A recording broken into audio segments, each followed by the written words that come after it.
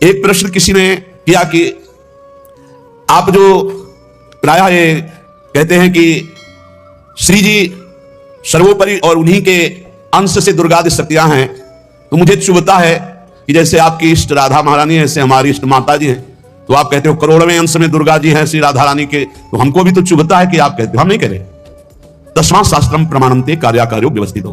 पहली बात तो हमारी श्री जी क्या है, जब हम श्री जी से चित्त जोड़ेंगे तब पता चलेगा। और दूसरी बात है कि जो शास्त्रों में लिखा है उसे, पद्म पुराण पातालखंड अध्याय 81, भगवान शिव कह रहे हैं, भगवान शंकर कैलाश में विराजमान है, देवर्षि नारद जी शनकादि बड़े बड़े महापुरुषों की सभा लगी हुई, उस सभा में कह रहे हैं, नारद जी को संबोधन करके भगवान शिव कह रहे हैं, नारद जी ये जो श्री कृष्ण प्रिया राधा है, ये महा चैतन्य शक्ति स्वरूपा जितनी भी देवियां हैं, ये सब इनके अंश से प्रकट हुई है।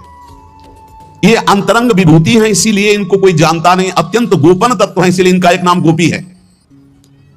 श्री कृष्ण सदैव इनकी आराधना करते हैं, इसलिए नाम इनका राधा है, और ये सदैव श्री कृष्ण की आराधना में रहती है, इसलिए इनका एक नाम राधिका है। ये और श्री कृष्ण दो नहीं है, श्री कृष्ण में राधा है, राधा में श्री कृष्ण है। ये राधा परा देवता है, जितनी भी लक्ष्मी आदि शक्तियां सब इन्हीं के अंश से हैं।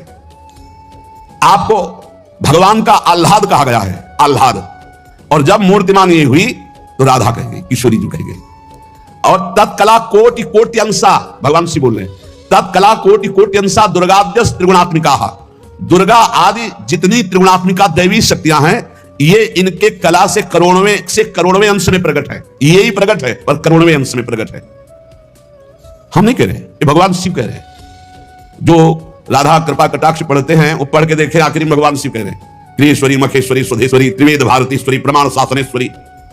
हमारे यहां सुधा निधि में महाप्रभु हरिवंश चंद्र जी कह रहे हैं, प्रेमणा सन्मधुरोज्ज्वल हृदय संगार लीला कला वैचित्री परमावधि भगवता पूज्य विकापी सत्ता ईशानी सच्ची महासुख तनु शक्ति स्वतंत्रा परा श्री वृंदावन नाथ पट्ट महिषी राधा सेव्यामम। बोले तत्कला कोटि कोटि अंशा, कला उन्हीं की कला, राधा की ही कला, श्री किशोरी जी के ही अंश से करोड़ों अंश में सब शक्तियों का प्रादुर्भाव हुआ। श्री राधा अपने अंश से महालक्ष्मी रूप धारण करती है, तो भगवान श्री कृष्ण नारायण रूप धारण करते हैं। मुनि श्रेष्ठ, थोड़ा भी भेद नहीं है। ये श्री राधा दुर्गा रूप धारण करती है, तो श्री कृष्ण शिव रूप धारण करते हैं, रुद्र। जब श्री कृष्ण के अंश से इंद्र, तो श्री राधा किशोरी के अंश से सची इंद्राणी। जब श्री कृष्ण के अंश से ब्रह्मा, तो राधा किशोरी के अंश से सावित्री देवी। जब श्री कृष्ण के अंश से यमराज, तो उनकी पत्नी धूमोरणा के रूप में श्री राधा किशोरी। अधिक क्या कहूं, इन दोनों के सिवा किसी की सत्ता ही नहीं। यही सब चिद चिद लक्षणम सर्वम राधा कृष्णमयम जगत, चेतन अचेतन सारा संसार श्री राधा कृष्ण का स्वरूप है। नारद जी, मैं इन विभूतियों का क्या वर्णन करूं, अगर 100 करोड़ वर्ष तक राधा की महिमा वर्णन करूं तो भी नहीं कर सकता। भगवान शिव कुछ ऐसे भावुक जन है कि वो कहते हैं कि आप भगवान शंकर को श्री कृष्ण से छोटा कहते हैं, वो हमारे आराध्य हैं, हमको चुभता है। देखो, जब तत्व की चर्चा होगी तो एक है, और जब लीला की चर्चा होगी तो वही एक विविध लीलाएं करता है, वही एक विविध लीलाएं करता है। रास में भगवान शंकर आए, अगर थोड़ा भी शास्त्र को पढ़े हो तो पढ़ के देख लेना। गोपी रूप धारण किया, रास में प्रवेश पाया, श्री कृष्ण चरण वंदना, किशोरी जी की चरण वंदना, और फिर गोपी रूप धारण करके रास में प्रवेश। अच्छा, कोई भी ये कैसे नकार सकता है कि भगवान शंकर की जटाओं में गंगा जी हैं, और वो गंगा जी क्या है कि आप नहीं जानते हो? गंगा तरंग रमणीय जो जटा कलापम गौरी विभूषित वाम भागम, भगवान शिव के लिए आता है। तो जो जटा कटा संभ्रमम भ्रमण नीलम पर निर्झरी जो विराजमान है गंगा जी, वो कौन है? गांगम वारी मनोहारी मुरारी चरणच्युतम त्रिपुरारी शिरश्चारी पापा पहारी पुनात्मा। देखो भाई, तत्व एक है, पर लीला में जब प्रारंभ होगा तो लीला में छुटाई बड़ाई हंसी मजाक, वो उनकी आराधना, उनकी आराधना।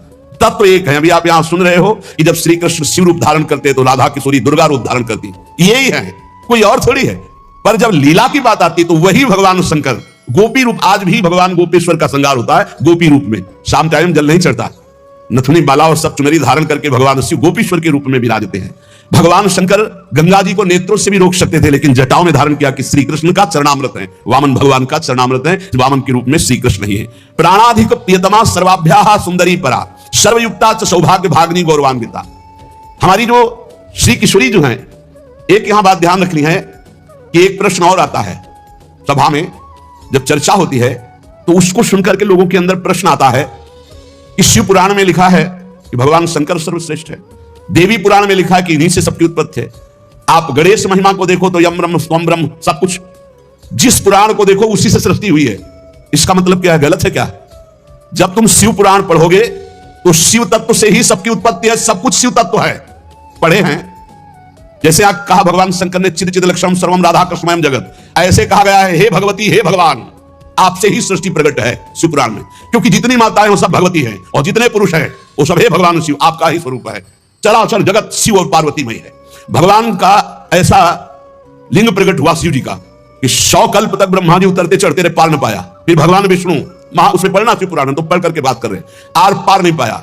भगवान शिव से ही नारायण का प्रादुर्भाव होता है, भगवान का प्रादुर्भाव होता है, भगवान शिव से ही ब्रह्मा का प्रादुर्भाव होता है। जब देवी भागवत पढ़ो तो सब कुछ देवी जी से प्रकट हुआ। तो क्या झूठा है क्या? पुराण कोई झूठे हैं क्या? तो अगर उनसे प्रकट हुआ तो इनसे कैसे? भागवत पढ़ करके देखो तो श्री हरि से, नाभि कमल से ब्रह्मा, ब्रह्मा की भ्रकुट से शंकर, रुद्र का अवतार। उधर पढ़ करके देखो तो उन भगवान शिव से ब्रह्मा और श्री हरि प्रकट होते हैं। देवी भागवत पढ़ करके देखो तो देवी शक्ति। ये है क्या? तत्व। तत्व एक है, वही परमात्मा है, वही। जब शिव पुराण पढ़ोगे तो सब कुछ शिव की, जब भागवत पुराण पढ़ोगे तो सब कुछ श्री हरि का, और जब देवी भागवत पढ़ोगे तो सब कुछ वही। देवी प्रपन्नार्थ हरे प्रसीद प्रसीद मातर जगतो खिलस्य प्रसीद विश्वेश्वरी पाहि विश्वम तुम ईश्वरी देवी चराचरस्य। हे देवी तुम ही चराचर में व्याप्त हो, तुम ईश्वरी हो, तुम सर्वशक्तिमान हो, तुमसे बढ़कर कोई नहीं। क्या समझते? जो जहां है वही परम तत्व है और वो वही सब कुछ है। इधर से हम देखेंगे तो कृष्णाकार, उधर से देखोगे तो शिवाकार, उधर से देखोगे तो दुर्गा में, उधर से देखोगे काली में। जो बोलो वही परम तत्व है। पर जब हम लीला का गायन करते हैं तो लीला में विभाग हो जाता है।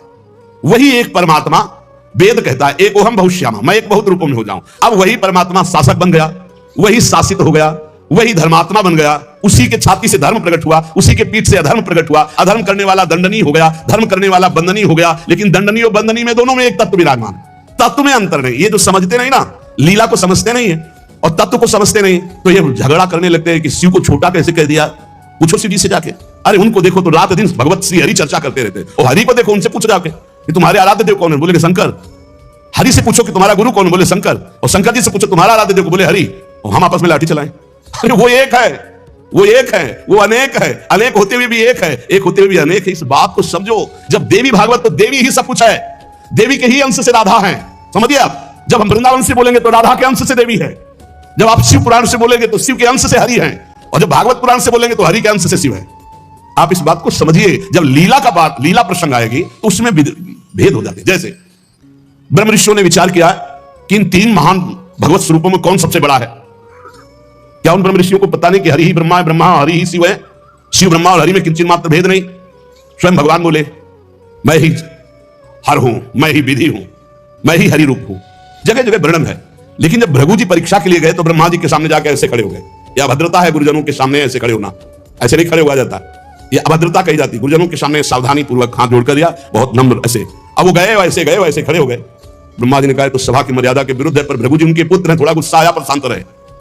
शंकर जी के पास गए, बोले आओ भाई, बहुत दिनों बाद आगमन हुआ भृगु जी से। बोले हम तुम्हारे गले नहीं लगते, परम पवित्र रहते हैं। उठाया त्रिशूल उन्होंने हमको। भृगु जी शांत होकर के वहां और भगवान हरि के पास गए, सैया में पड़े थे, सीधे लात मारी जाके, सीधे छाती पे लात। भगवान उठे और कहा मुझे पता नहीं था आप आ रहे हो, मैं आपकी अगवानी करता। और चरण दाबने लगे। बोले आपके चरण बहुत कोमल है, मेरी छाती बहुत कठोर, कहीं चोट तो नहीं लग गई। और आज के बाद जब जब अवतार भी लेंगे तब तक आपका भृगु चरण चिन्ह ये हमारी छाती पे बना रहेगा। ये हमारा बड़ा सौभाग्य। आंसू आ गए भृगु जी के। अब आप क्या कहेंगे? कोई छोटा बड़ा नहीं। जब लीला होती है और एक ही तत्व है तो रंगमंच पर वही सब रूप धारण किए, जगन नाटक वही भवा, इस बात को सब। पर जब हम किशोरी जी की बात करेंगे तो किशोरी जी के अंश से सब शक्तियां हैं। और जब आप दुर्गा की बात करें तो आपको वहां से दिखाई देगा किशोरी जी दुर्गा जी के अंश है, क्योंकि इधर से अंश वो, उधर से अंश वो उनकी अंशी, वो उनकी अंशी, कोई अंतर नहीं। इधर से हम बोलेंगे श्री कृष्ण के अंश से शिव, और जब शिव पुराण में पढ़ोगे तो शिव जी के अंश से श्री कृष्ण। अब इसमें संशय थोड़ी, क्योंकि वही एक तत्व है, विविध प्रकार से लीला कर रहा है। इसलिए भ्रम का तो ध्यान छोड़ दो, भ्रम छोड़ दो। जब जब जैसा अवसर आया वही रूप धारण किए तत्व विराज। पर जब लीला की चर्चा होगी तो माधुर्य रस में ऐश्वर्य का प्रवेश नहीं, भगवान के ऐश्वर्य का प्रवेश नहीं। तो और ऐश्वर्य शक्तियों की तो बात जाने दो। कभी आपको कोई भी शास्त्र मिला हो कि ब्रज में सुदर्शन चक्र का प्रयोग भगवान ने किया या प्रवेश हुआ, तो हमें बताना। कभी दिव्य वैभव का प्रयोग, क्योंकि ये माधुर्य का क्षेत्र है। ये जो ब्रज है ये वात्सल्य माधुर्य। कभी सुदर्शन चक्र से ब्रज में किसी को मारा हो, मुझे तो याद नहीं है। आप लोगों को कोई याद आवे तो हमको भी बता देना, क्योंकि अभी तक तो नहीं पढ़ा है। आगे अगर किसी को लगे, दूध पीते हुए पूतना को मारा, प्रवेश करके अघासुर को मारा, फाड़ के बकासुर को फेंक दिया, और उसका पैर पकड़ के धेनुकासुर को मारा। बस यही थप्पड़ घुसा इसी से पहुंचा दिया है। ना तो कौमोदी की गदाई है, ना प्रभु की तलवार आई है, ना यहां सुदर्शन चक्र आया है, ना यहां दारुक सारथी रथ लेके आया है। ये ऐश्वर्य नहीं, ये प्रेम देश है। ऐश्वर्य का प्रवेश नहीं है यहां। और जहां कहीं ऐश्वर्य का कुछ दिग्दर्शन कराना चाहा तो वहां वात्सल्य ने डांट लगा दी है। जैसे मुख में जब मिट्टी खाई हुई ऐश्वर्य दिखाना शुरू किया तो वात्सल्य ने डांटा है, यहां नहीं। तो तुरंत मैया को लगा मेरी आंखों का दोष कोई है, ये तो मेरा लाला है ऐश्वर्य का। अब जब निकुंज की बात आती है तो इसमें तो बिल्कुल ऐश्वर्य का प्रवेश नहीं है। ब्रज में तो आप थोड़ा ऐश्वर्य की झलक दिखा दी, अंतर ध्यान हो गए, लेकिन निकुंज में कहीं नहीं। ये अंतर ध्यान की लीला एक बार भी हुई हो निकुंज में बताना पूरे वाणियों को पढ़ करके। अब जो निकुंज रस है इसमें कहीं वर्णन नहीं है कि अष्टभुजा का प्रवेश है या षोडश भुजा का।